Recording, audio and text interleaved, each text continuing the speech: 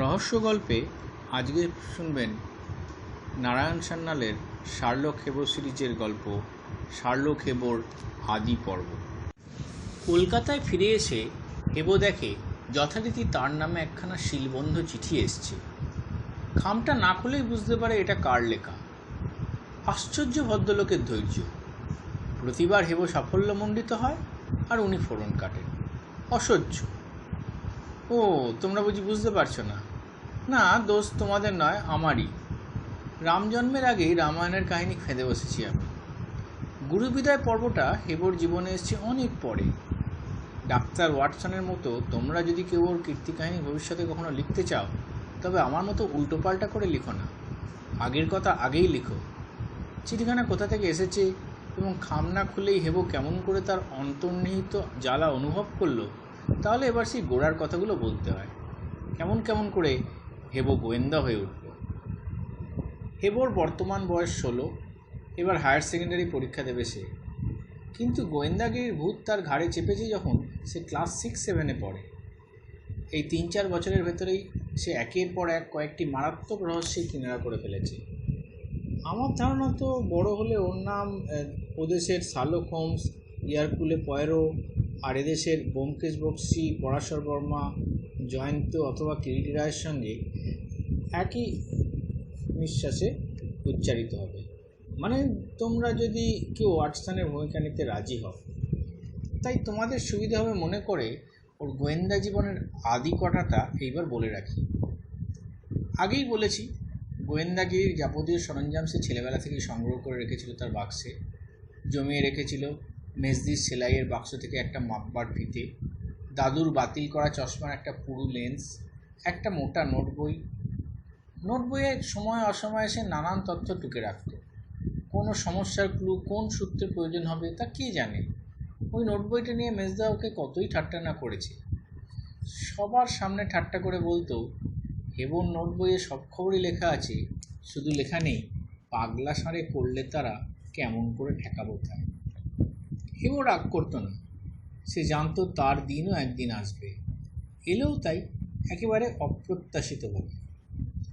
হেবোর মেজদির বিয়ে হয়েছিল মাস কতক আগে। হেবো তখন ক্লাস 6-এ পড়ে। পুজোর সময় মেজদির শ্বশুরবাড়ি তত্ত্ব পাঠানো হবে। বাবা আর কাকা বাজার উজাড় করে পুজোর তত্ত্ব সওদা করে আনলেন। গোল বাঁধল জুতো জোড়া নিয়ে। জামা কাপড়গুলো গুছিয়ে রাখতে রাখতে হেবোর মা বললেন, জুতো জোড়া মনে হচ্ছে খুকির পায়ে বড় হবে। মেজদা সেটা নেড়েচেড়ে পরীক্ষা করে বলল, বড় নয় মা, ছোটই হবে, এই দেখো আমার পায়ে ছোট হচ্ছে। কাকা বলেন, আমারও তাই মনে হয়েছিল, দাদাকে বললাম আরেক সাইজ বড় নাও বরং। তা দাদা দিয়ে হেবোর বাবা বলে ওঠেন, আরে না না, ওর চেয়ে বড় হলে খুকি উল্টে পড়ে যাবে। ক্রমে দেখা গেল আন্দাজে কেনা জুতোর মাপ সম্বন্ধে বাড়ির প্রত্যেকের মতামত বিভিন্ন প্রকারের। বাড়ির সবাই যেন বিধানসভায় ভোট দিচ্ছেন। একদল সরকারি পক্ষ, একদল বিরোধী পক্ষ। মেজদা হেসে বলে, শ্রীমান শার্লক হেবো এ বিষয়ে কি বলেন? তিনি তার কাস্টিং ভোটটা এবার দিলেই পড়েন। এই সুযোগ। হেবো কোনো কথা বলল না, সোজা উঠে গেল নিজের পড়ার ঘরে। ফিরে এলো একটু পরেই, হাতে তার নোটবুক। বিধানসভা স্পিকারের মতো গম্ভীর স্বরে বলল, আন্দাজে কথা বলা শার্লক হেবোর ধাতে নেই। আমার প্রত্যেকটি সিদ্ধান্ত প্রমাণের ওপর প্রতিষ্ঠিত। জুতো মেজদির পায়ে ঠিক হবে। নোট বইটা সে মেলে ধরে সকলের সামনে। মেজদির বিয়ের সময় যে জুতো জোড়া কেনা হয়েছিল তার নম্বর টুকে রাখা আছে ওর নোট বইতে 2 মাস আগে। কাকা বলেন, ভাগ্যিস হেবোর নোট বইটা ছিল। হেবোর গোঁফ নেই, ওঠেনি, নইলে এই সময় সে মেজদার দিকে তাকিয়ে গোঁফে চারা দিত। ক্লাসের ছেলেরা, পাড়ার বন্ধুরা, প্রায় বাড়ির সবাই মেনে নিয়েছে হেবো একটি হবু গোয়েন্দা, বাংলার ভবিষ্যৎ শার্লক হোমস। একমাত্র মেজদাই সেটা মেনে নিতে রাজি নয়। হেবোর চেয়ে সে 2 বছরের বড়। সেবার তার পরীক্ষার বছর, হিউম্যানিটিস গ্রুপ। হেবোকে সে মনে করে নেহাত নাবালক।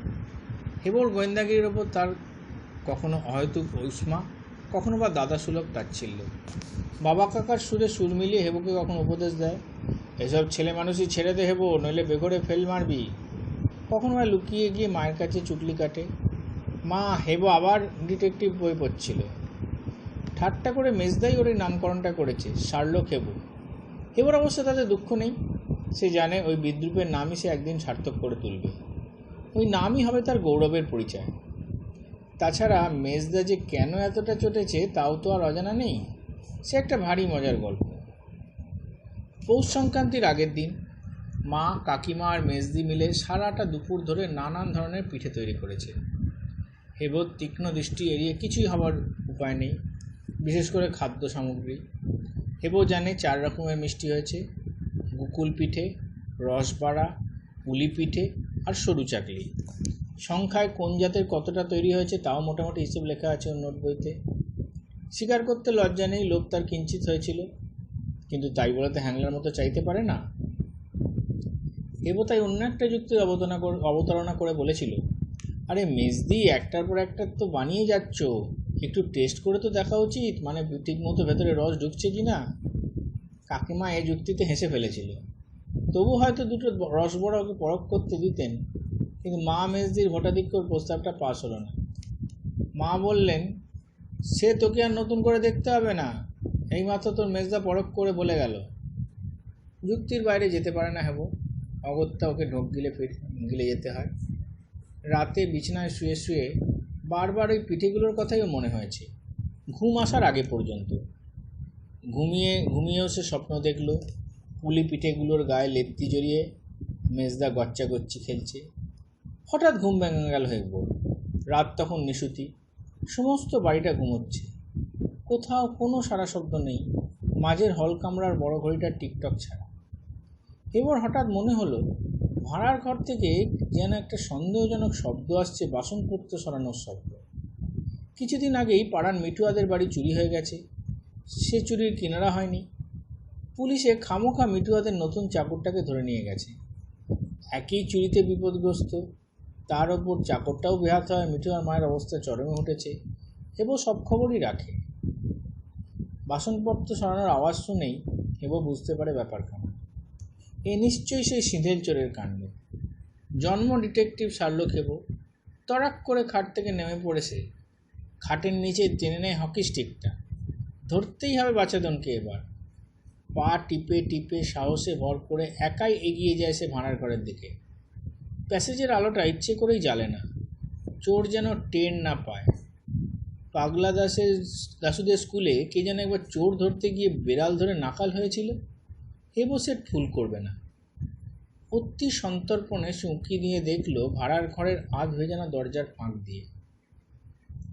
ঘর নিরন্ধ অন্ধকার, তবু মনে হলো একটা মানুষ মোড়ার ওপর দাঁড়িয়ে ওপরের তাক থেকে কিছু পেরে নামাচ্ছে।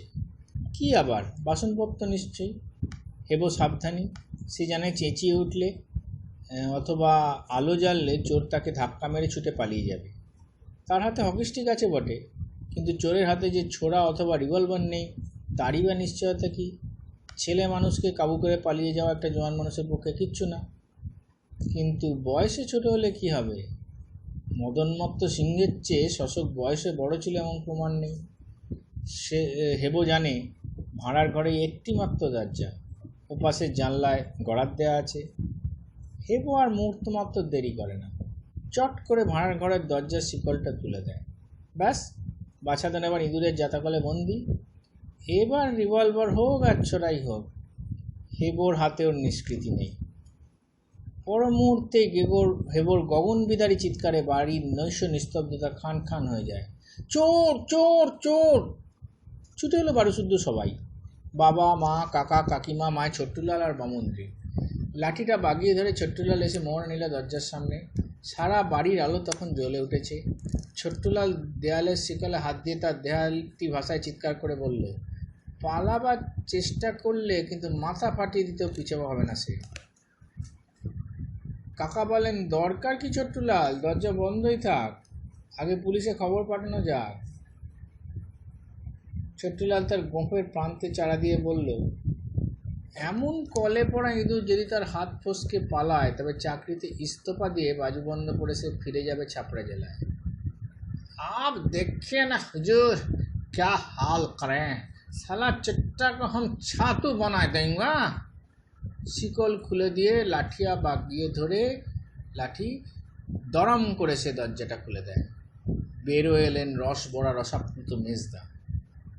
সে অপমান মেজদা ভুলতে পারেনি। তোমরাই বলো, সে লজ্জার কথা কি ভোলা যায়? এক বাড়ির লোকের সামনে রাত 2টোর সময় চোর বলে ধরা পড়াই শুধু নয়, সেই পৌষ মাসের শীতে মধ্যরাত্রে বেচারিকে ঠান্ডা জলে চান করেছিল। তাড়াহুড়োয় রসবড়ার মাটির হাঁড়িটাই উল্টে পড়েছিল ওর মাথায়।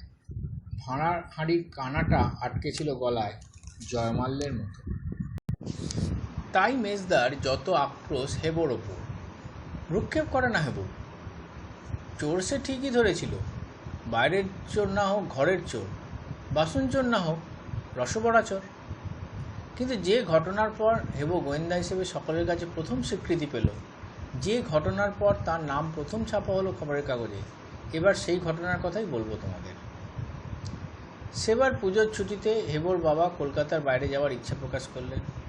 কদিন ধরে বাড়িতে নানান জল্পনা কল্পনা, মধুপুর, পুরী না দার্জিলিং। শেষমেশ স্থির হলো না, ওসব কিছু নয়, যাওয়া হবে বাবা বিশ্বনাথের চরণ দর্শন করতে বেনারস। হেবোর ফুর্তি দেখে কে? বহুদিন বাংলার বাইরে যায়নি ওরা। রেলগাড়ি খোলা প্রান্তরের মধ্যে দিয়ে হু করে ছুটছে আর জানলায় মাথা রেখে বসে আছে হেবো, এটা ভাবলেই একটা শিহরণ লাগে। ঠিক হলো, বাবা মা মেজদা আর হেবো যাবে কাশিতে, কাকা যাবেন কাকিমাকে নিয়ে কাকিমার বাপের বাড়ি মালদায়, ছোট্টলাল যাবে থাকবে বাড়ির তদারকে। হেবো তাকে নানা রকমভাবে তালিম দিয়ে শিখিয়ে দিল খালি বাড়ি কেমনভাবে পাহারা দিতে হবে। তারপর স্কুলের ছুটি হলে নির্দিষ্ট দিনে ওদের স্টেশনে তুলে দিতে এলেন কাকা কাকিমা। আলোয় আলো হাওড়া স্টেশন। দেরাদুন এক্সপ্রেসটা দাঁড়িয়ে দাঁড়িয়ে গজরাচ্ছে। অসম্ভব ভিড় হয়েছে, পূজার সময় যেমন হয় আর কি। ওদের কামরা অবশ্য ভিড় হয়নি, রিজার্ভ কামরায় যতগুলো সিট আছে ততগুলো রিজার্ভেশন টিকিট বিক্রি আছে। কেউ লক্ষ্য করে দেখলো রেলের কামরায় লেখা আছে 12 জন বসিবে। গুনে দেখলো 12 জন লোকই আছে বলে, কিন্তু তারপরেই লক্ষ্য করলো রেল কোম্পানির আরেকটি বিজ্ঞপ্তি, চোর, জুয়াচোর, পকেটমার নিকটেই আছে। আপন মনেই হাসলো হেবো। কি বুদ্ধি রেল কোম্পানির বড় কর্তাদের! আরে বাপু, চোর জুয়াচোর যে নিকটেই আছে, এই সাধারণ সংবাদ থেকে শার্লক হেবো জানে না। কিন্তু এইভাবে প্রকাশ্য বিজ্ঞপ্তি দিয়ে চোর জুয়াচোর পকেটমারদের সাবধান করে দেওয়ার মানেটা কি? যাই হোক, সাবধান সে প্রথম থেকেই হয়ে আছে। স্বভাব সুলভ তীক্ষ্ণ দৃষ্টি দিয়ে সব যাত্রীদের সে লক্ষ্য করতে থাকে। সকলেই চোর জুয়াচোর নয়, কিন্তু যখন বিজ্ঞপ্তি দেওয়া হয়েছে তখন নিশ্চয়ই চোর জুয়াচোর লুকিয়ে আছে ওদের মধ্যে। কে হতে পারে? অধিকাংশই পশ্চিমা লোক। ওদের পরিবার ছাড়া আরও একটি বাঙালি পরিবার বসেছে সেই কামরায়, কর্তা গিন্নি আর 2টি ছেলে মেয়ে। ওই পাশের দূরের ওই সাধু বাবার ওপর কেমন যেন সন্দেহ হয়। ওর দাড়িটা নকল নয় তো? সাধু সন্ন্যাসী মানুষ কি আগে থেকে সিট রিজার্ভ করিয়ে রাখে? ও কোন জাতের সাধু তাহলে? তাছাড়া মাঝের বেঞ্চিতে ওই মধ্যবয়স্কী পাঞ্জাবি লোকটি, তিনি বা এত রাতে গগস চোখে দিয়ে আছেন কেন? এরও দাঁড়িয়ে আছে, তার উপর পাগড়ি। হেবোরা বসেছিল দরজার উল্টো দিকে একটা কোণ ঘেঁষে। সেখান থেকে সকলের ওপরেই বেশ নজর রাখা চলে। বর্ধমানে গাড়ি দাঁড়ালো। এপাশের মারোয়ারি ভদ্রলোক সীতাভোগ কিনলেন। আসানসোলে মধ্যরাত্রে উঠল অনেক লোক। শিখ ভদ্রলোক রিজার্ভ গাড়ি বলে দরজা আড়াল করে দাঁড়ালেন। তবু কিছু লোক জোর করে উঠল। 12 জন বসিবে আইন আর মানা যাচ্ছে না। একজন পশ্চিমা মুসলমান ভদ্রলোক উঠলেন, গায়ে ঘুঁটি দেওয়া মেরজাই, মাথায় কাজ করা সাদা টুপি। মেজদা বসেছিল বেঞ্চির প্রান্তে। তাকে ঠেলে ঠুলে পশ্চিমা ভদ্রলোক বসবার উপক্রম করতে মেজদা তার বাজখাই গলায় চেঁচিয়ে ওঠে, একদম জায়গা নেই, দেখতে পারতা নেই, মানুষকা মুন্ডুর ওপর বসেগা না কিরে বাপু? ভদ্রলোক সবিনয় বলেন, जरा मदद तो करो भाई साहब, और एक मुसाफिर के लिए काफ़ी जगह हो सकता। এই সময় শিখ ভদ্রলোক চট করে সুটকেসটা নিয়ে নেমে গেলেন। ফলে হেবোর মেজদাকে আর মদত করতে হলো না। পশ্চিমা ভদ্রলোক মাঝের বেঞ্চিতে এই খালি জায়গাটি দখল করলেন। আরও যারা উঠেছিল এই স্টেশনে তাদের দাঁড়িয়েই থাকতে হলো। বসিক পেকের হিসেবটা রেল কোম্পানি কষেছে। মাঝপথে ভিড় ঠেলে উঠলে কতজন দাঁড়াইবে আর কতজন পাদানি থেকে ঝুলিবে তার আর কোনো হিসাব নেই।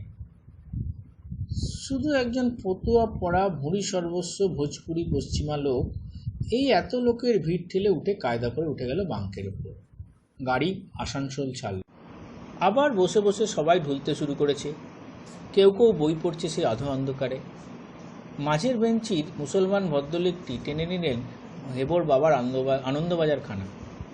জেগে থাকলে হয়তো হেবর বাবা অবিনাশবাবুর অনুমতি নিতেন তিনি, কিন্তু হেবো দেখল ওর বাবা বসে বসেই ঘুমোচ্ছেন।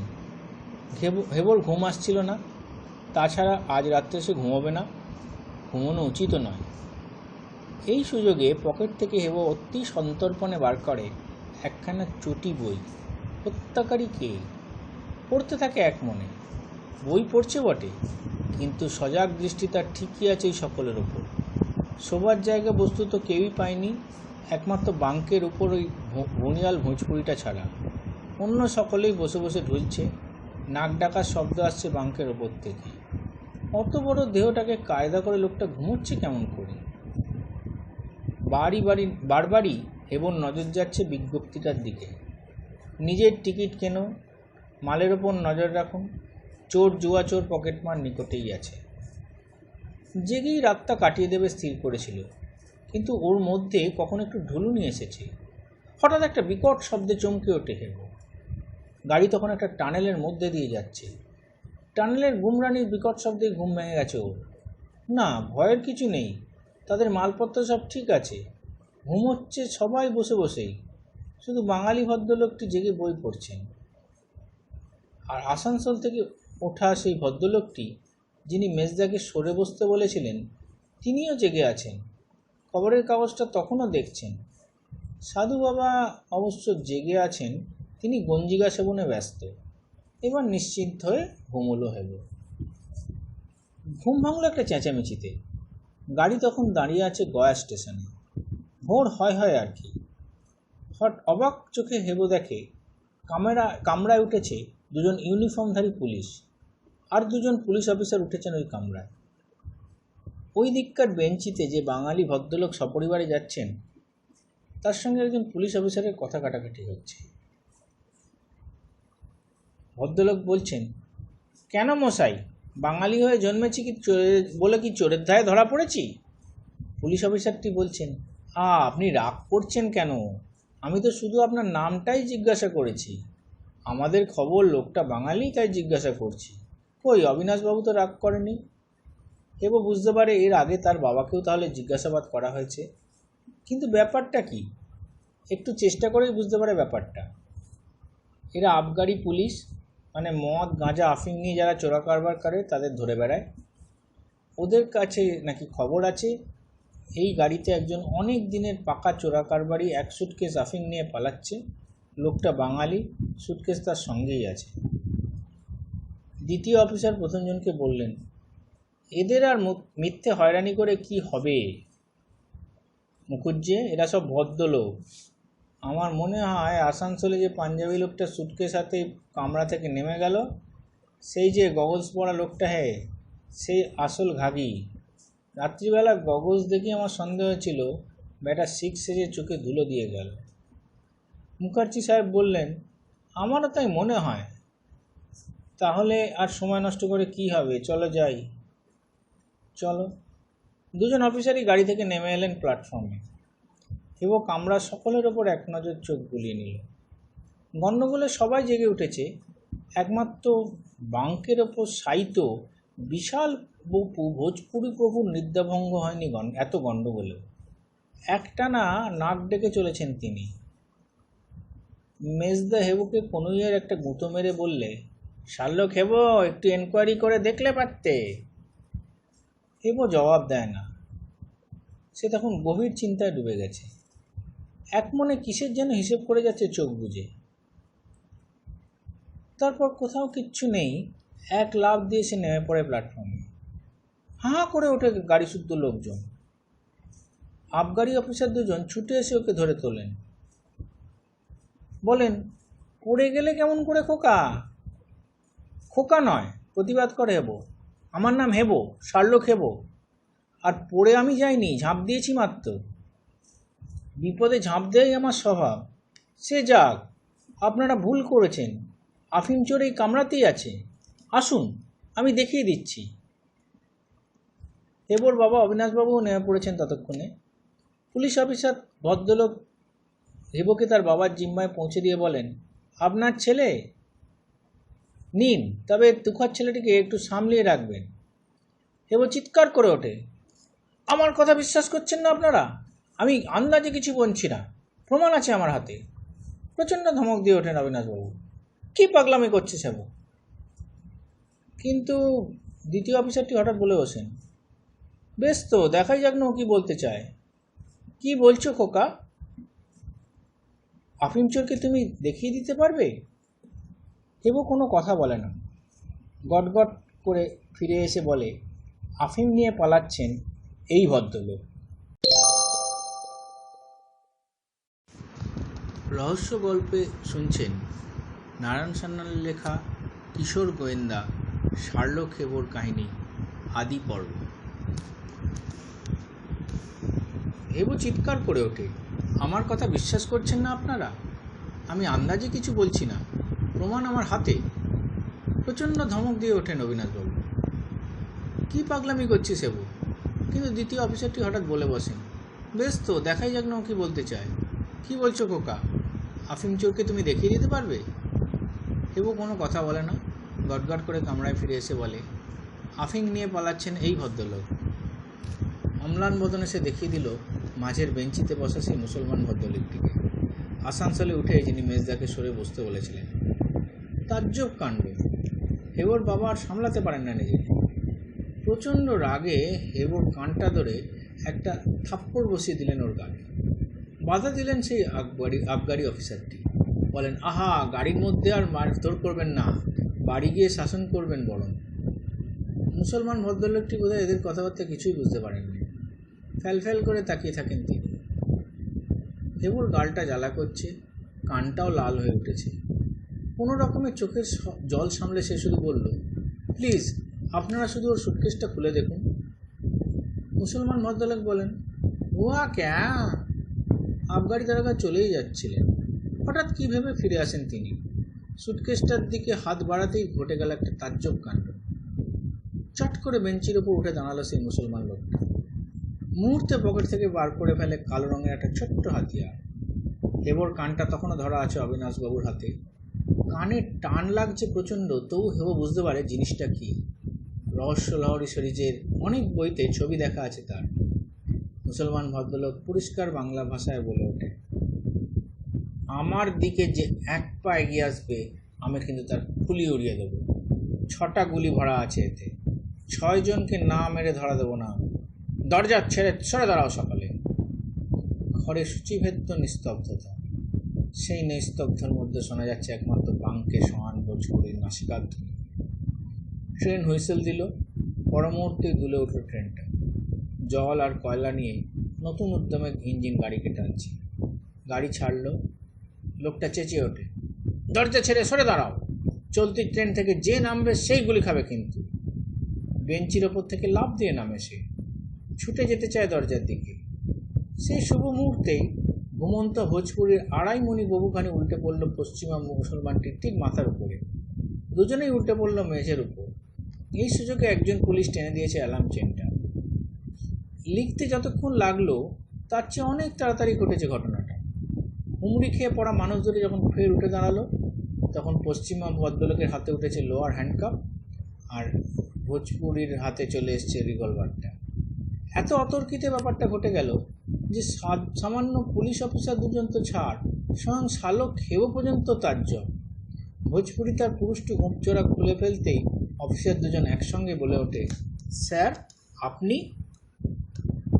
ভোজপুরি বেশি আবগারি পুলিশের বড় সাহেব বলেন, হ্যাঁ আমি। আসানসোল থেকে ওকে ওয়াচ করতে করতে আসছি। আর তুমি মুখুজ্জে এত বড় ইডিয়েট, বাঙালি ধরে ধরে শুধু নাম জিজ্ঞাসা করছে। মুখার্জি সাহেব মাথা চুলকে বলেন, না স্যার, মানে এ খোকা শুধু আন্দাজে ঢিল ছুঁড়ে লাফিয়ে উঠে দাঁড়ায় হেব। তার কান অনেক আগেই বন্ধনমুক্ত হয়েছিল। বলে, খোকা নয়, বলুন শার্লক হেব। আন্দাজে ঢিল ছোড়ার অভ্যেস শার্লক হেবর নেই। আমার প্রতিটি সিদ্ধান্ত প্রমাণের ওপর প্রতিষ্ঠিত। ভোজপুরি বেশি বড় সাহেব ওর পিঠে একটা হাত রেখে বলেন, বলো তো ভাই, কি করে বুঝলে তুমি? বলছি। হেবু উঠে দাঁড়ায় বেঞ্চির ওপর। হাফ প্যান্টের দুই পকেটে দুটো হাত চালিয়ে দেয়। গোয়েন্দা গল্পের শেষ দিকে এটা গোয়েন্দার অবশ্য কর্তব্য। সে বিষয়ে তার জ্ঞান আছে। কোন কোন ক্লুর সাহায্যে সে অপরাধীকে চিনে ফেলেছে, এটা বুঝিয়ে দেওয়া গোয়েন্দার কর্তব্যভুক্ত। ঠিক ওই ভঙ্গিতে শার্লক হোমসের একটা ছবি দেখেছিল হেবো কোনো বইতে। অবশ্য তার গায়ে ছিল ওভারকোট, মাথায় চোঙা টুপি আর মুখে পাইপ। সেসব কিছু হেবোর নেই। হেবো গম্ভীরভাবে বলে, রেল কোম্পানির ওই বিজ্ঞপ্তিটা হাওড়া স্টেশনেই নজরে পড়েছিল আমার। চোর, জুয়াচোর ও পকেটমার নিকটেই আছে। তখন থেকে আমি সকলকে সন্দেহ দেখতে শুরু করি। তারপর দেখলাম নিকটেই আছে লেখা আছে। আমার প্রথমে সন্দেহ ছিল সাধু বাবার উপর, কিন্তু সে তো আমার নিকটেই নেই, সে আছে খানিকটা দূরে। এবার হো করে হেসে ওঠে সবাই। মুখার্জি সাহেব বললেন, দেখলেন স্যার খোকার কাণ্ড? কিন্তু আবগারি সাহেবের বিভাগের বড় সাহেব তখন শুনতে চান হেবোর যুক্তি। তা যেন হলো, কিন্তু তোমার নিকটে অনেকেই তো ছিল, কী বা দেখালে কেন? বলছি, প্রথমে লক্ষ্য করি, আসানসোলে মেজদা যখন ওকে বললে যে বসবার জায়গা নেই, তখন ও মেজদাকে যে ভাষায় জবাব দিল, তার বিন্দু বিসর্গ বোঝেনি মেজদা। মেজদা যে কিছুই বোঝেনি তার বুঝতে পেরেছিলাম তার ফ্যাল করা চাহানি দেখে। এখন অবশ্য মেজদা যেভাবে তাকাচ্ছে তাকে অগ্নিদৃষ্টি বলা উচিত। তখনও কিন্তু উনি সরল ভাষায় কিছু বললেন না। বাংলাদেশের পশ্চিমারা বাঙালির সঙ্গে, বিশেষত মেজদার মতো ছেলে মানুষের সঙ্গে যে ভাষায় কথা বলে, সেটা সাধারণত হিন্দি বাংলার একটা খিচুড়ি ভাষা। খোঁকি, তুমি শিশুর বাড়ি যাবে, গোছের ভাষা। কিন্তু তা না বলে ইনি বললেন খাঁটি উর্দু। সিদ্ধান্ত, ইনি বাংলা ভাষা একেবারেই জানেন না। তারপরে একটু পরেই লক্ষ্য করে দেখি, পাঞ্জাবি ভদ্রলোকের পরিত্যক্ত আসনে জুত করে বসতে পাওয়ার পর উনি বাবার আনন্দবাজারটা টেনে নিলেন। যেহেতু ইতিপূর্বে সিদ্ধান্ত হয়েছে যে উনি বাংলা ভাষা জানেন না, ফলে অনুসিদ্ধান্ত উনি খবরের কাগজের ছবি দেখছিলেন। বেশ কথা। কিন্তু শেষ রাতে গাড়ি যখন টানেলের মধ্যে দিয়ে যাচ্ছিল, তখন আমার ঘুম ভেঙে যায়। তখন হঠাৎ লক্ষ্য হয় কামরায় দুজন লোক জেগে আছেন। তার মধ্যে একজন ওই ভদ্রলোক। তিনি তখনও খবরের কাগজ দেখছেন। আসানসোল থেকে এই টানেল অন্তত 3-4 ঘন্টার পথ। এতক্ষণ ধরে কেউ খবরের কাগজের ছবি দেখে না। তার মানে সিদ্ধান্ত, উনি আনন্দবাজারখানা পড়ছিলেন। তাহলে সবটা মিলিয়ে কী দাঁড়ালো? ইনি বাংলা ভাষা বেশ ভালোই জানেন, অক্ষর পরিচয় আছে, কিন্তু সেটা প্রকাশ করতে হচ্ছে। ইনি রাত জেগে আনন্দবাজার পড়তে পারেন, আর একটি বাঙালি বাচ্চার সঙ্গে বাংলায় কথা বলতে পারেন না। সম্ভবত ইনি বাঙালি, অথচ পশ্চিমার বেশে রেল ভ্রমণ করেন। এনার সঙ্গে আছে একটি সুটকেস, বসবার ভালো জায়গা পাচ্ছেন না, তবু সেই সুটকেসটাকে বাঙ্কের ওপর না তুলে পাশে নিয়ে বসে আছেন। এদিকে পুলিশের ক্লু হচ্ছে চোর বাঙালি, এক সুটকেস আফিম নিয়ে পালাচ্ছেন। এরপর জানতে আর কি বাকি থাকে স্যার, আপনিই বলুন। মুখার্জি সাহেবের মুখের হাসি ততক্ষণে মিলিয়ে গেছে। তার দিকে ফিরে ভোজপুরিবেশী বড় সাহেব ইংরেজিতে বললেন, আমার ইচ্ছে করছে এই ছেলেটির কাছে তোমাকে 6 মাসের জন্য শিক্ষানবিশ করে রেখে দিতে। মুখার্জি সাহেব আর মাথাটা তুলতে পারেন না। আর হেবোর দিকে তিনি বলেন, শার্লক হোমস তোমাকে উদ্বুদ্ধ করেছেন। আমি আশীর্বাদ করছি তুমি তার মতো সার্থক সত্যান্বেষী হও। তবে বড় হয়ে যখন কোনান ডয়েল পড়বে, তবে জানতে পারবে যে শার্লক হোমস শুধু বড় গোয়েন্দাই ছিলেন না, নানান বিষয়ে তার ছিল প্রগাঢ় পাণ্ডিত্য। বড় ডিটেকটিভ হতে গেলে তোমাকেও প্রথমে খুব ভালো করে লেখাপড়া শিখতে হবে। কাল রাতে তুমি যেমন সকলকে লক্ষ্য করেছো, আমিও তেমনি সকলকে লক্ষ্য করতে এসেছি, যদিও সারা রাত আমার নাক ডেকেছিল। তাই এর সুটকেসের ভেতরে লুকোনো আফিমটাকে যেমন কষ্ট দেখতে পেয়েছি, তেমনি তোমার হাফ প্যান্টের ডান পকেটে লুকোনো সত্যাকারী দিয়ে বইটাকে দেখতে পেয়েছি আমি। যদি শার্লক হোমসের মতো বড় গোয়েন্দা হওয়ার সত্যিই ইচ্ছে থাকে, তবে প্রথমে ওইসব বাজে গোয়েন্দা গল্পের বই পড়ার অভ্যেস তোমাকে ছাড়তে হবে। যাই হোক, আজকের দিনে তোমার সাফল্যের চিহ্নস্বরূপ তোমাকে উপহার দিলাম আমার এই হাত ঘড়ি। নিজের মণিবন্ধ থেকে খুলে নিয়ে দামি রিস্টওয়াচটা তিনি পরিয়ে দিলেন হেবোর হাতে। হেবো যদি আবগারি সাহেবের ওই বড় সাহেবের উপদেশ মেনে নিয়ে তার গোয়েন্দাগিরির খেয়াল ত্যাগ করতে পারত, তাহলে আমার গল্পও শেষ হতো এখানে। বলতে পারতাম এরপর থেকে হেবো মন দিয়ে পড়াশোনা শুরু করলো। বলতে পারতাম হেবোর গোয়েন্দা গল্প শুনতে হলে আরও বছর 8-10 পরে তোমাদের আসতে হবে ভাই। কিন্তু হেবো মনে প্রাণে ওর কথাটা গ্রহণ করতে পারেনি। কোথা থেকে অত বড় সাফল্যে তার মাথাটা ঘুরে গেল। খবরের কাগজে সংবাদ ছাপা হয়েছিল, বালকের প্রত্যুৎপন্ন মতিত্বে আফিংচোর ধৃত, এই শিরোনামা দিয়ে। ছুটির পর রীতিমতো সাড়া পড়ে গেল ওর স্কুলে। বন্ধুরা সবাই ওকে নিয়ে খুব কদিন হইচই করলো, এমনকি হেডমাস্টার মশাই পর্যন্ত ওকে ডেকে নিয়ে ওর বুদ্ধির তারিফ করলেন। কিন্তু হেডমাস্টার মশাই ওই একই দোষ, শুধু প্রশংসা করলে তিনি ক্ষান্ত হলেন না। বললেন, বড় গোয়েন্দা হতে গেলে জ্ঞান বিজ্ঞানের নানান বিষয় অধিকার থাকা চাই। বাড়িতেও খাতির বেড়ে গেল হেবোর। মেজদার সাহস করে কোনো কথাই বলে না। গর্বে হেবোর মাটিতে পা পড়ে না। ডিটেকটিভ বইয়ের প্রতি একটা অদ্ভুত নেশায় পেয়ে বসলো তাকে। রাজ্যের গোয়েন্দা গল্পের বই জোগাড় করে শুধু পড়তে থাকে রাত জেগে। সেবার পরীক্ষায় আরও খারাপ ফল হলো তার। বাবা বকলেন, কাকাও দুঃখ প্রকাশ করলেন, কিন্তু হেবোর মনে কোনো দুঃখ নেই। বলে, পাস তো করেছি। ক্লাসে প্রমোশন নিয়ে হেবো এবার 9-এ উঠেছে। ওর কাকা বারবার বললেন, হেবো এই 2 বছর একটু মন দিয়ে পড়াশোনা কর। সায়েন্স নিয়েছিস, হায়ার সেকেন্ডারিতে ফার্স্ট ডিভিশন না পেলে কোনো ভালো কলেজে সিট পাবি না।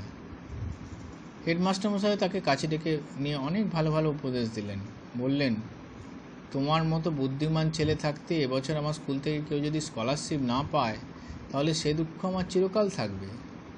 হেবো মনে মনে বললে, স্কলারশিপ আর কটা টাকা, তার চেয়ে একটা বড় চুরির কিনারা করতে পারলে অনেক বেশি টাকা পুরস্কার পাওয়া যায়।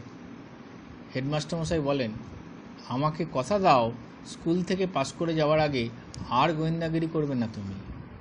হেবো বাধ্য হয়ে বলে, আচ্ছা বেশ। এ সময় হেবো ডাকে একখানা চিঠি পেল। হাতের লেখা অপরিচিত, কিন্তু চিঠি পড়ে অনায়াসেই বুঝতে পারে কে লিখেছেন তাকে। চিঠিখানায় লেখা ছিল, কল্যাণী এসু হেবো, তুমি আমায় ভুলে গেছো কি না জানি না, আমি কিন্তু তোমাকে ভুলিনি। তোমার মেসোমশাই অজিতেন্দ্রবাবু আমার সহকর্মী, তার কাছেই তোমার সব খবর পাই। তার কাছেই শুনলাম এবছর ক্লাস পরীক্ষায় তুমি খুব একটা সুবিধে করতে পারো না। প্রমোশন পেয়েছো বটে, কিন্তু সংস্কৃতে নাকি তোমার 5 নম্বর ছিল না। মনে হয় আমার কথা তুমি কানে তোলোনি। মন দিয়ে পড়াশোনা করলে এত খারাপ ফল কখনো হতে পারে না। আমি তোমার ওপর অনেক ভরসা করেছিলাম, তুমি আমাকে নিরাশ করেছো। এখন আবার বলছি, ওইসব বাজে ডিটেকটিভ বই পড়া ছেড়ে পড়াশোনায় মন দাও। জ্ঞান বিজ্ঞানের বিভিন্ন বিষয়ে ভালোভাবে জানা না থাকলে কখনো বড় সত্যান্বেষী হওয়া যায় না। জানো তো, স্বামী বিবেকানন্দ বলেছিলেন, চালাকির দ্বারা কখনো মহৎ কাজ হয় না। আশা করি এবার পরীক্ষার ফলাফল দেখে আমায় তোমার চৈতন্য হবে। আমাকে চিনতে পারলে তো? নেহাত না পারলে তোমার বাঁ হাতের কবজির কথা কান পেতে শোনো। আমার ঠিক ঠিক পরিচয় সে টিক টিক করে বলে দেবে। আশীর্বাদক, ইতি। এই চিঠিখানা পেয়েও হেবোর কিন্তু কোনো ভাবান্তর হলো না। সে তখন মেতে আছে তাদের স্কুলের থিয়েটার নিয়ে। পুরস্কার বিতরণী সভায় শহরের বিশিষ্ট অতিথিরা দল বেঁধে আসেন। ছেলেদের গার্জেনরাও নিমন্ত্রিত হন। প্রতি বছরই এই দিনে একটা বড় রকমের হইচই হয়। এবার স্থির হয়েছে ছেলেরা অভিনয় করবে রবীন্দ্রনাথের নাটক মুকুট। হেবো ভালো অভিনয় করে, সব গুণই আছে তার। ছেলেরা কেউ কেউ বলে ওকে মেজকুমার ইন্দ্রকুমারের পাটেই মানাবে, ওটাই সব থেকে ভালো পাঠ। কিন্তু হেডমাস্টার মশাই বললেন, না, হেবো করবে রাজধরের পাঠ, ওইটাতেই ওকে ঠিক মানাবে। কথাটা হেবোর ভালো লাগেনি, এই যেন তাকে অপমান করতেই বলা। রাজধর হচ্ছে কুচক্রী বদমাইশ, কিন্তু থিয়েটার করার নিয়ম হচ্ছে কোন পাঠ পেয়েছো তা নিয়ে কোনো খুঁতখুঁতানি না রেখে যেটা পেয়েছো সেটাই ঠিকমতো রূপায়িত করা। এটাই হচ্ছে নাটক অভিনয়ের মূল কথা। সবাই যদি নায়ক হতে চায় তাহলে নাটক হয় না, হয় একটা মন কষাকষির কণ্ডস্বন। তাই হেবো মনে কোনো খেদ না রেখে ছোট রাজকুমার রাজধরের পাঠটা মুখস্থ করে নিল।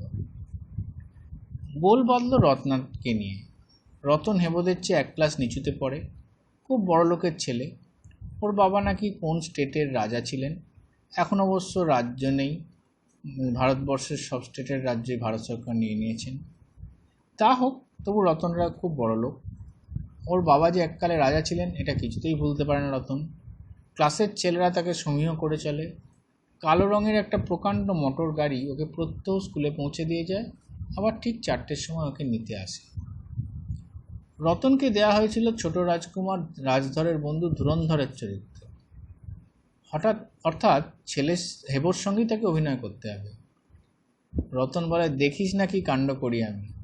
তোরা তো সব টিনের তলোয়ার ঘোরাবি, আমি নিয়ে আসবো সত্যিকারের তলোয়ার, সোনার কাজ করা বাঁট, ইয়া বড়, আমার বাবার তলোয়ার। সবাই অবাক হয়ে শোনে। এবু বন্ধুদের বলে, যত সব চালবাজি, সত্যিকারের তলোয়ার কখনো থাকতে পারে নাকি ওর বাবার? সে তো সর্দার প্যাটেল কবেই কেড়ে করে নিয়েছেন। রতন বলে, আচ্ছা দেখা যাবে। ক্রমে এগিয়ে আসে নির্দিষ্ট দিন। ড্রেস রিহার্সালের দিনে সবাই জমায়েত হয়েছে স্কুল ছুটির পর। কাল থিয়েটার, আজ তাই সেজেগুজে সবাই মহড়া দেবে স্কুলের বড় হলঘরটায়। স্টেজ বাঁধার কাজ শেষ হয়েছে। কয়েকটি ছেলে লাল নীল কাগজের শেকল বানিয়ে ঘরের এপ্রান্ত থেকে ওপ্রান্ত টাঙিয়ে দিচ্ছে। যারা অভিনয় করবে তাদের সাজ পোশাক পরানোর কাজ হয়ে গেছে। বাংলা স্যার যখন রতনের কোমরে ভাড়া করা আনা টিনের তলোয়ারটা বেঁধে দিতে গেলেন, তখন রতন বলে ওঠে, আমার স্যার ওসব টিন ফিনের তলোয়ার দিতে হবে না, আমার সত্যিকারের তলোয়ার চাই। বাংলা স্যার অবাক হয়ে বলেন, সে আবার কিরে রত্না, সত্যিকারের তরোয়াল আমি কোথায় পাবো? সেই সময় স্কুলের গেটে ঢুকে নামলো কালো রঙের প্রকাণ্ড গাড়িটা। উর্দি পড়া একজন চাপরাশি হলে ঢুকে মাস্টারমশাইকে আভূমি নত এক মোগলাই কন্যির ঝাড়ে। তার হাতে একটা প্রকাণ্ড তলোয়ার। রতন হাত বাড়িয়ে তরোয়ালটা নেয়। সকলেই ছুটে আসে জিনিসটা দেখতে। সত্যি দেখবার মতো জিনিস বটে। বাংলার স্যার খাপ থেকে সেটাকে বার করতেই সকলের চোখ ঝলসে গেল। ইয়া লম্বা ঝকঝকে একটা ইস্পাতের তলোয়ার, মুখটায় সোনালি কাজ করা, খাপটার গায়েও নানান কারুকার্য। রমেশবাবু ইতিহাস পড়ান, তিনি সেটাকে নেড়েচেড়ে বললেন, এ তো দেখছি ভিক্টোরিয়া যুগের সোর্ড, এ তো ত্রিপুরার সৈন্যদলে বেমানান হবে। মুখ শুকিয়ে যায় রতনের। হেডমাস্টার বলেন, আহা তা হোক, অত খুঁটি আর কি দেখতে যাচ্ছে, বেচারি অত শখ করে এনেছেন, দিন রমেশবাবু ওটার কোমরে বেঁধে। অগত্যা সেটা রতনের কোমরের বেল্ট থেকে ঝুলিয়ে দিলেন। বাংলা মাস্টারমশাই তবু বলেন, কিন্তু আর একটা কথা, রাজপুতের তলোয়ারের চেয়ে এটা অনেক লম্বা আর অনেক দর্শনধারী। ধুরন্ধর সামান্য সৈনিক, এটা খুব খারাপ দেখাবে নাকি? এও তাড়াতাড়ি বলে ওঠে, হ্যাঁ স্যার, তার চেয়ে ওটা সুবলদার কোমরে বেঁধে দিন। সুবলদা ইন্দ্রকুমারের পাঠ করছে, ওই আসলে গল্পের হিরো। তাছাড়া সুবলদা অনেক লম্বা, ঠিক ফিট করে যাবে। সুবল ফার্স্ট ক্লাসে পড়ে, তালগাছের মতো মাথায় বেড়েছে।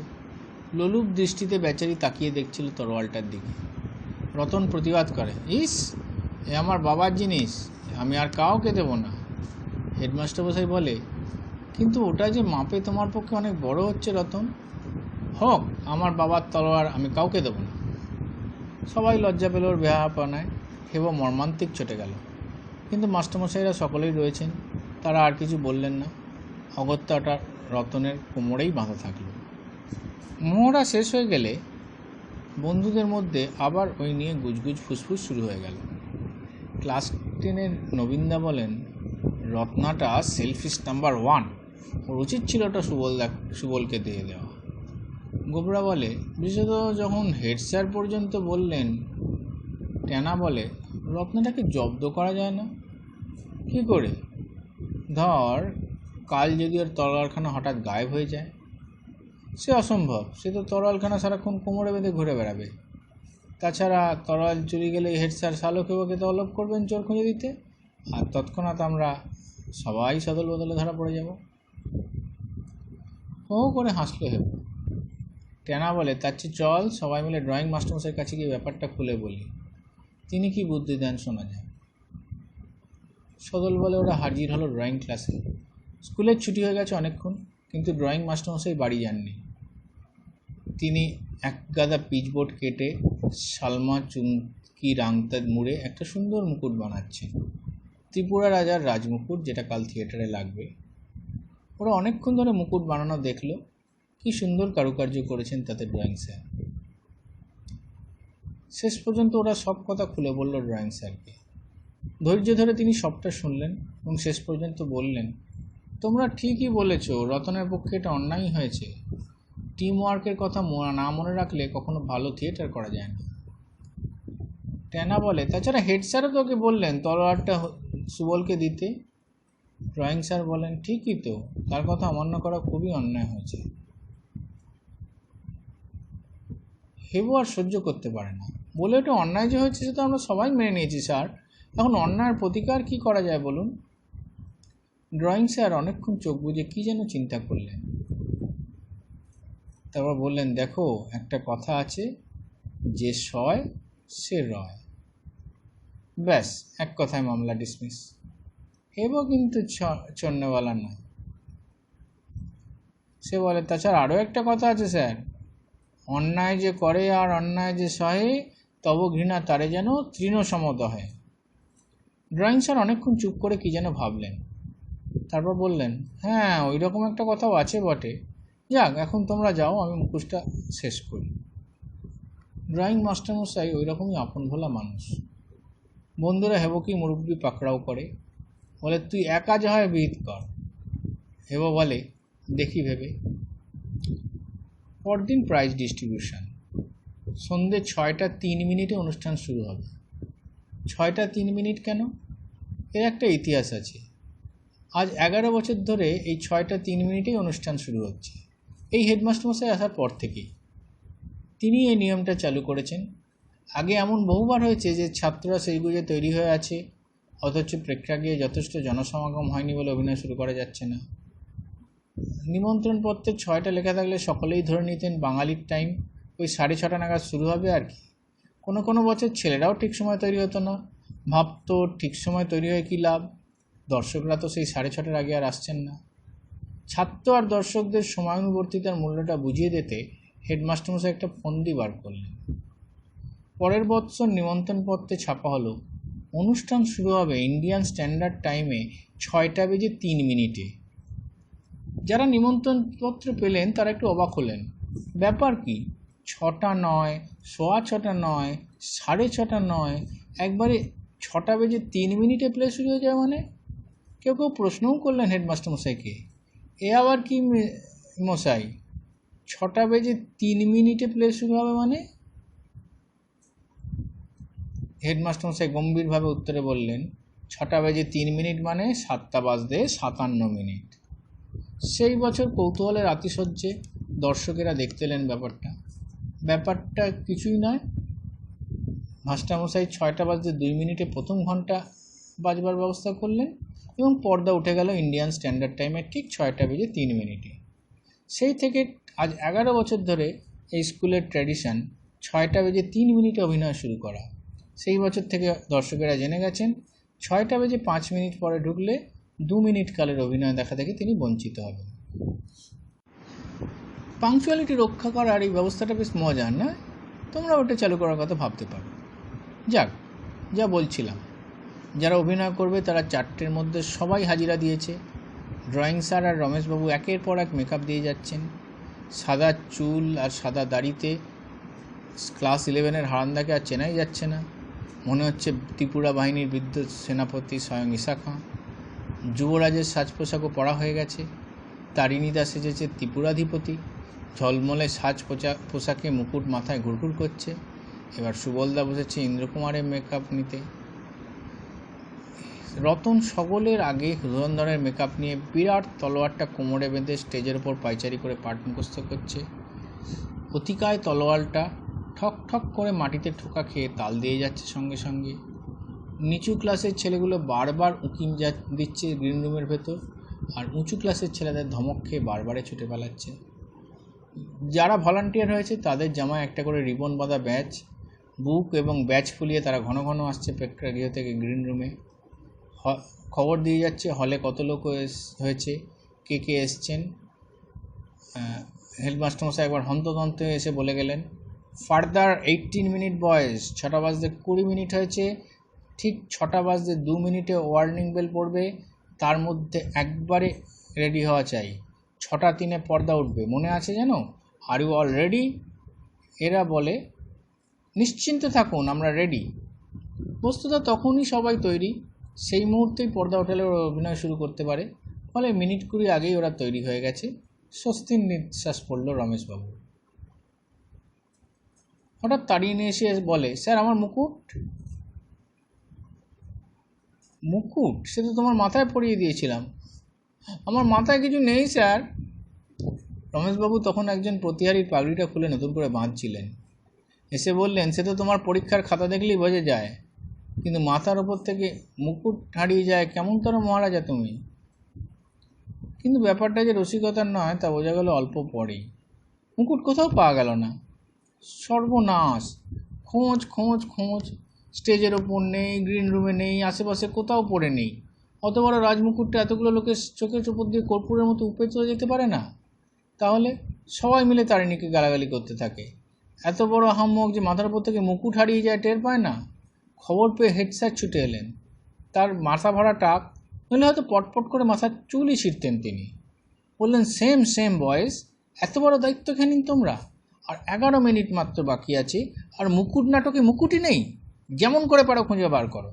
আমি ঠিক 6টা 3 মিনিটে পর্দা তুলব।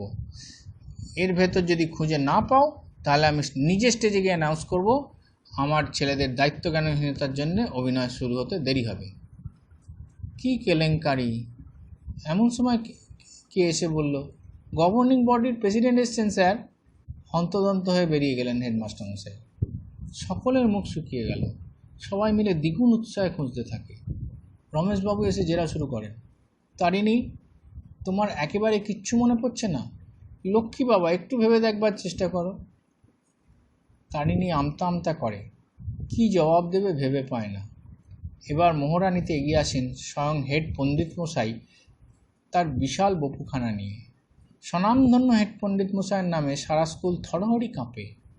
রমেশবাবুকে সরিয়ে দিয়ে বলেন, ও আপনার কম্য নয় মশাই, অমন বাপু বাছা করলে মুকুটের সন্ধান পেতে রাত্রি প্রভাত হয়ে যাবে। লাঠ্যৌষধি এক্ষেত্রে একমাত্র প্রযোজ্য, তদ্ভিন্ন এর সমাধান অসম্ভব। ছিদেম, তোর 6টিখানা দিয়ে দেখিন। শ্রীরাম প্রতিহারী পাঠ করবে। ভয়ে ভয়ে ত্রিপুরা বাহিনীর প্রতিহারী তার তেল পাকা লাঠিখানা এগিয়ে দেয় হেড পণ্ডিতের দিকে।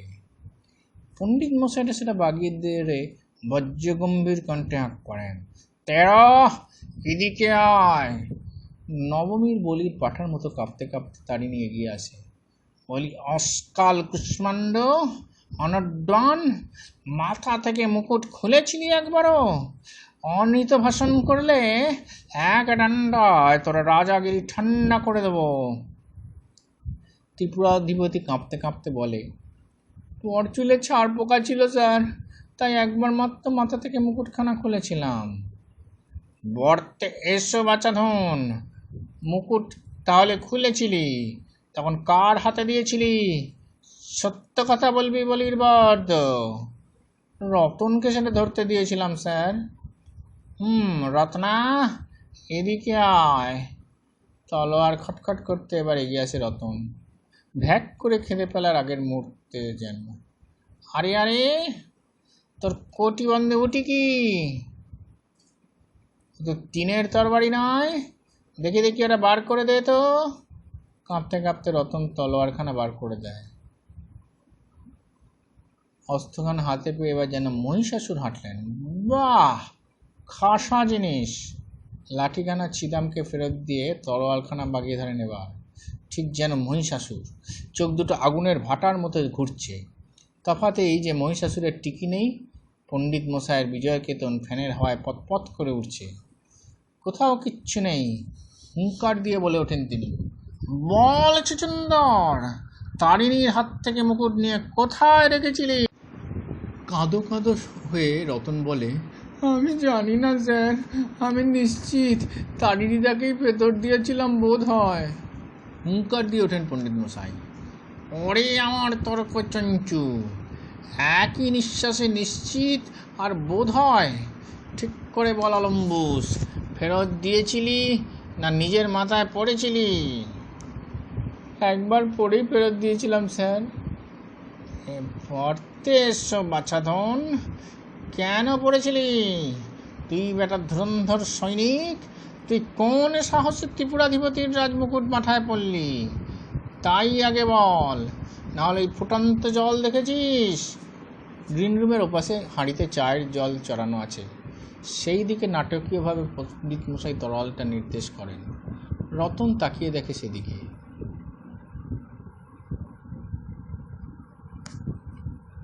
ব্যাকরণ পড়িস? বল বলির বর্দ, নিপাতনে সিদ্ধ মানে কি? রত্না ফ্যাল করে তাকিয়ে থাকে। মুকুট খুঁজে না পেলে তোকে আজ ওই ফুটন্ত জলেই নিপাতনে সিদ্ধ কাকে বলে তাই শেখাবো। ভ্যাঁ করে কেঁদে ফেললে রত্না। হেডমাস্টার মশাই ঠিক তখনই ফিরে আসেন। ঠিক 6টা বাজে। কেমন যেন শুকিয়ে গেছেন তিনি এই কয় মিনিটে। বলেন, বয়েজ, এই 11 বছরের ট্র্যাডিশন আজ নষ্ট হবে? পাংচুয়ালি শুরু করতে পারবো না আমরা? রমেশবাবু বললেন, না, আমরা ঠিক সময়ে শুরু করব। পরিমল একটা উদ্বোধনী সঙ্গীত গাইবেন, তার মধ্যেই আমরা ওকে খুঁজে বার করছি। ঠিক 6টা বেজে 3 মিনিটে যথারীতি পর্দা উঠে গেল। কথা ছিল পরিমল গাইবে, সবারে করি আহ্বান। কিন্তু সে নার্ভাস হয়ে শুরু করলো, তোমার এই মহাবিশ্বে কিছুই হারায় না কো প্রভু। গান শেষ হয়ে এলো, তখনও হারানো মুকুটের পাত্তা নেই। পরিমল উইন্সের দিকে এক নজর দেখে নিয়ে অন্তরাটা ফিরতে শুরু করে। হেডমাস্টার মশাই হঠাৎ হেবোর দিকে ফিরে বলেন, এ কি হেবো, তুমি এমন চুপচাপ বসে আছো যে খুঁজছো না? তোমরা থাকতে এমন একটা কাণ্ড ঘটে যাচ্ছে, অথচ তোমরা হাত পা ছেড়ে বসে আছো। হেবো মুখটা কাঁচুমাচু করে বলে, আপনি যে আমাকে গোয়েন্দাগিরি করতে বারণ করেছেন হেড স্যার, নাহলে এই সমস্ত কেসটা আমি কখনই সলভ করে ফেলতাম। চমকে ওঠে সবাই। মহেশবাবু বলেন, তার মানে? তুমি বলে দিতে পারো মুকুট কে নিয়েছে? অম্লান বদন হেবো বললে, তা পারিবই কি স্যার। কি আশ্চর্য, তবে এমন চুপ করে বসে আছো কেন? হেডমাস্টার মশাই যে আমাকে গোয়েন্দাগিরি করতে বারণ করেছেন। কে অপহরণ করেছে মুকুট? চোখ লাল করে প্রশ্ন করেন হেড পণ্ডিত মশাই। হেডমাস্টার মশাই তাকে থামিয়ে দিয়ে বলেন, তার চেয়ে বড় কথা, কোথায় আছে মুকুটটা বর্তমানে তা জানো? তাও জানি স্যার।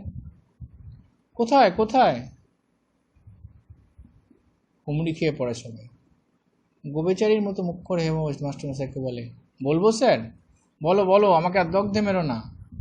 বলছি স্যার, কিন্তু হারানো জিনিস খুঁজে দিলে আমাকে কি পুরস্কার দেওয়া হবে? সবাই চমকে ওঠে। রমেশবাবু আত্মসম্বরণ করে শুধু বলেন, পুরস্কার? তুমি কি বলছো হেবো? এ কি দরদাম করবার সময়? হেবো একদিনের মধ্যে চুপ করে দাঁড়িয়ে থাকে। কিন্তু তাকে থামিয়ে দিয়ে হেডপণ্ডিত মশাই কিছু বলতে যাচ্ছিলেন, কিন্তু তাকে থামিয়ে দিয়ে হেডমাস্টার মশাই নিজেই বলেন, বলো, বিনিময়ে কি পুরস্কার চাও তুমি? অম্লান বদলে হেবো বলে, আর কিছু নয়, রতন তার তলোয়ারটা সুবলদাকে দিক। বলা বাহুল্য, রতন তাতে এক কথায় রাজি। এক লহমায় হেবো গ্রিন রুমের এক অন্ধকূপের ভেতর থেকে উদ্ধার করে আনলো ত্রিপুরাধিপতির অপহৃত রাজমুকুট। হেড পণ্ডিত মশাই বলেন, এবার বল হেবো, কোন অনুদ্রান? না, এখন নয় পণ্ডিত মশাই, ওটা আমি দেখব। হেবো, অভিনয় শেষ হলে তুমি আমার সঙ্গে দেখা করবে। করবো স্যার। পরিমলের গান শেষ হতেই শুরু হয়ে গেল অভিনয়। সবাই চলে গেলে হেবোর ডাক পড়ল হেডমাস্টার মশাইয়ের ঘরে। সেখানে দুজনের মধ্যে কি কথা হয়েছিল আমি জানি না, তবে খবর নিয়ে জেনেছি হেডমাস্টার মশাই মুকুট চুরির অপরাধে স্কুলের কোনো ছাত্রকে সে কোনো শাস্তি দেননি। শাস্তি পেয়েছিল নিরপরাধ হেবো। সেই ডাক পিয়ন মারফত প্রাইজ ডিস্ট্রিবিউশনের দিন 7 পর সে পেল আবার একটা চিঠি। ছি হেবো, তুমি আজকাল নিজে চুরি করে নিজেই গোয়েন্দাগিরি করছো।